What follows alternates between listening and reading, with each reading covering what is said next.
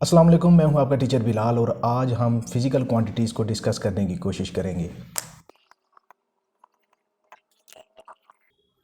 सबसे पहले देखते हैं कि फ़िज़िकल क्वांटिटी का मतलब क्या है। इन दोनों अल्फाज को अलग अलग देखने की कोशिश करते हैं।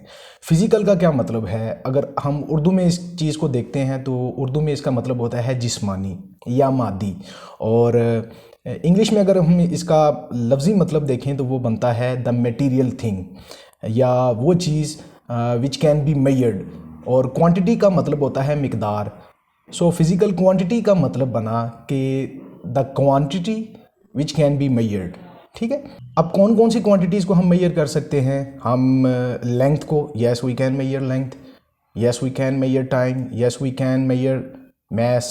ठीक है, और intensity of light, speed, velocity, ये सारी चीज़ें हम मेजर कर सकते हैं। वो कौन सी चीज़ें हैं जिन्हें हम नहीं मेजर कर सकते? Love, hate.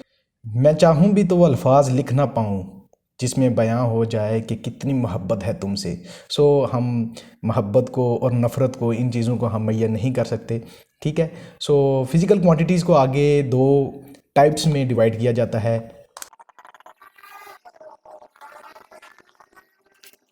एक को हम बेस क्वांटिटी कहते हैं और दूसरी को हम ड्राइव्ड क्वांटिटी कहते हैं। अब इस बेस और ड्राइव्ड क्वांटिटी को हम इस तरह समझते हैं कि लेट्स सपोज मेरे पास एक बिल्डिंग है, ठीक है, वो बनी हुई है, ठीक है, और ये बिल्डिंग किस चीज़ से बनी है? ये बिल्डिंग बनी है सीमेंट से, क्रश से, स्टील से, ईंट से बनी हुई है। ठीक है, इन चीज़ों से ये बिल्डिंग बनी हुई है। बिल्डिंग क्या है? ये एक ड्राइव्ड थिंग है जो कि मुख्तलिफ़ किस्म की बेस चीज़ों से मिलकर बनी हुई है। और ये चीज़ें क्या हैं? ये चीज़ें बेस क्वांटिटीज़ हैं। अगर हम उस तरह मतलब इनको मैक्रोस्कोपिकली देखें, माइक्रोस्कोपिकली इनको ना देखें, तो ये बेसिस हैं और वो एक ड्राइव थिंग है। बेस क्वांटिटी की यहाँ पर डेफिनेशन क्या बनती है? बेस क्वांटिटीज़ वो होती हैं which can not be derived from other things. ठीक है, डिराइव्ड क्वांटिटी कौन सी होती हैं? वो क्वांटिटीज़ होती हैं which can be defined from other physical quantities. अब हम इनकी कुछ मिसालें देखते हैं। अच्छा, बेस क्वांटिटीज़ जो है ना, ये सिर्फ 7 बेस क्वांटिटीज़ हैं। कौन कौन सी, वो हम ज़रा लिखते हैं।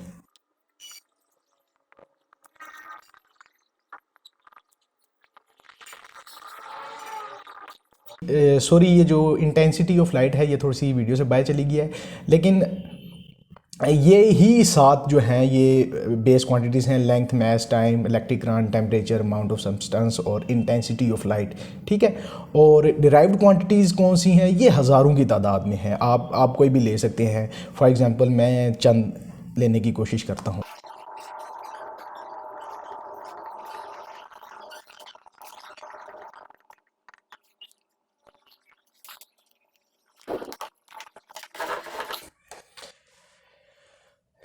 और जनाब, ये थोड़ा सा बाहर निकल गया था तो मैंने चलो कहा कि आप इसको थोड़ा सा इन कर लेते हैं। ठीक है, ये कुछ मैंने ड्राइव्ड क्वांटिटीज़ लिखी हैं जिसमें एरिया आ जाता है, वॉल्यूम आ जाता है, फोर्स आ जाता है, वेलोसिटी और डेंसिटी आ जाती है। ठीक है, अब लेंथ को आप मज़ीद जो है वो श्रिंक नहीं कर सकते। श्रिंक कर सकते हैं, ठीक है, लेंथ जो है वो इटसेल्फ एक ही चीज़ से बनी हुई है। ठीक है, और मैस, यस, आप ले सकते हैं, माइक्रोग्राम ले सकते हैं, कुछ भी ले सकते हैं, लेकिन ग्राम जो है उससे मज़ीद आप कन्वर्ट नहीं कर सकते इसको। जो एरिया है, एरिया क्या है? Metre square. इट मीन्स कि वो दो बेस क्वांटिटीज से जुड़ के बना हुआ है। ठीक है, और वॉल्यूम इसी तरह मीटर क्यूब, 3 लेंथ की साइड्स को हम वॉल्यूम कहते हैं। Force Newton. अब न्यूटन तो एक लफ्ज़ है, लेकिन न्यूटन इक्वल टू होता है, न्यूटन क्या होता है? केजी मीटर पर सेकंड स्क्वायर। इट मीन्स कि न्यूटन जो है ये मैथ से भी बना हुआ है और लेंथ से भी, और टाइम भी इसमें इन्वॉल्व है। ठीक है, that's why it is called a derived quantity. इसी तरह वेलोसिटी, एनर्जी और डेंसिटी। ठीक है, अब बात करते हैं कि foundation of physics. Foundation of physics जो है वो इन 7 चीज़ों पे मुश्तमिल है। आप फिजिक्स का कोई भी लॉ ले लें, कुछ भी ले लें फिजिक्स का, ठीक है, उसमें यही 7 चीज़ें होंगी। आपको क्या चाहिए? आपको सिर्फ उनकी एक्यूरेट मेजरमेंट्स चाहिए। ठीक है, एक्यूरेट एपरेटस चाहिए उन चीज़ों को फाइंड करने के लिए। ठीक है, और राइट जनाब, अब हम देखेंगे कि how to measure these things. ठीक है, हमने जितनी भी बात की फिज़िकल क्वांटिटीज़ की, उनको मैयर किस तरह किया जाता है। ठीक है, इन जितनी भी चीज़ें हैं इनके लिए हमें 2 स्टेप्स रिक्वायर होते हैं। फर्स्ट ऑफ ऑल जो है वो है सेलेक्ट अ स्टैंडर्ड, ठीक है। और जो दूसरी चीज़ है वो है कंपेयर विद स्टैंडर्ड्स, ठीक है। सो सेलेक्टेड स्टैंडर्ड से क्या मुराद है, आप किसी भी रेडी वाले के पास जाते हैं और उससे कोई भी फ्रूट लेने की कोशिश करते हैं, ठीक है। सो उसके पास एक स्टैंडर्डाइज जो है वो वेट होता है, मतलब केजी का जो पत्थर सा होता है वो एक स्टैंडर्ड वेट है, ठीक है। और वो हर किसी के पास एक ही होता है, ठीक है। अच्छा, अब ये नहीं हो सकता कि एक शख्स के पास या एक शॉपकीपर के पास 1 kg का जो भी वेट है वो कोई और दूसरे के पास कोई और उसकी मेजरिंग वैल्यू हो, ठीक है। ये एक स्टैंडर्ड हमें उसके लिए सेट करना पड़ता है जो कि हुआ है, ठीक है। और कंपेयर विद स्टैंडर्ड से मुराद ये है, कि अगर आपने 1 kg, आपको 1 kg नहीं चाहिए, ठीक है, आपको 5 kgs, लेट्स सपोज आपको एप्पल्स चाहिए, तो आपको क्या करना पड़ेगा कि वो जो 1 kg मेजर किया है उसी से रिलेटेड, ठीक है, वो जो आपने एक स्टैंडर्ड लिया था उसी से कंपेयर करके हम 5 टाइम्स उसको मेजर करके उसको दे देंगे। सो जो 5 kg वाला जो पत्थर होता है वो ऐसे ही 1 kg वाले पत्थरों से बन के मिला होता है, ठीक है। अब अगली बात करते हैं कि ideal standard of base quantity वो क्या होता है। Ideal standard of base quantity में जो पहली चीज़ आ जाती है वो होती है एसेसिबल और दूसरी होती है इनवेरिएबल। एसेसिबल से मुराद ये है हमारे पास कि वो चीज़ हमें इजीली अवेलेबल हो, ठीक है। So ideal standard of base quantity में जो फर्स्ट थिंग आ जाती है वो होती है एक्सेसिबल। इट मीन्स कि हमारे पास वो इजीली अवेलेबल है।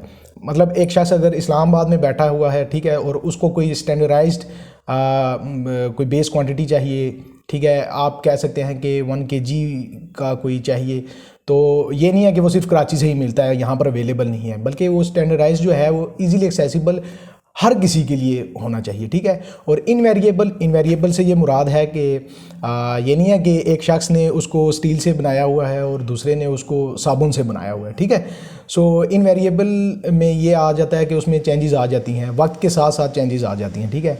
अब अगर आप शॉपकीपर के पास जाएँ, जो भी पहले वाले पुराने फिज़िकल बैलेंसेस थे उनके पास एक छोटा सा पत्थर होता था, ठीक है। अब वो पत्थर अगर 20-25 साल भी चलता है तो उसमें कोई ऐसी चेंजेस नहीं आती। अगर वही पत्थर जो है वो 1 kg वाला वो अगर साबुन से बना होता तो जाहिर सी बात है अगर उस पर हल्का सा पानी भी पड़ जाता तो उसने घुल जाना था, ठीक है।